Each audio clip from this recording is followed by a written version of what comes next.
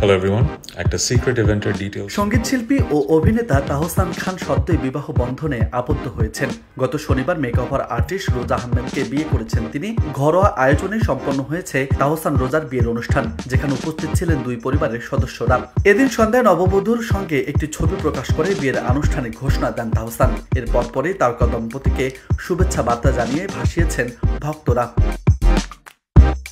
শনিবার সন্ধ্যায় বিয়ের পর সোমবার সন্ধ্যায় ভক্তদের দেখা দিলেন তাহসান। উপলক্ষটা অবশ্য বিয়ে নয়, গায়কের নতুন গান একা ঘর আমার প্রকাশ পেয়েছে।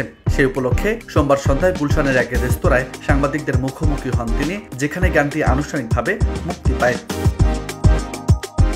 তাহসানের এই গানটি প্রযোজনা করেছে অনুপম রেকর্ডিং মিডিয়া। প্রতিষ্ঠানটি জানিয়েছে, একা ঘর আমার শিরোনামে গানটি গাওয়ার পাশাপাশি লিখেছেন, সুরও বেঁধেছেন তাহসান। দ্বৈত গানে তাহসানের সঙ্গে গেয়েছেন স্মৃতি সাহা। মিউজিক ভিডিও নির্মাণ করেছেন চন্দন রায় চৌধুরী। সোমবার রাতেই ইউটিউবে অনুপম মিউজিক চ্যানেলে প্রকাশ পেয়েছে গানটি।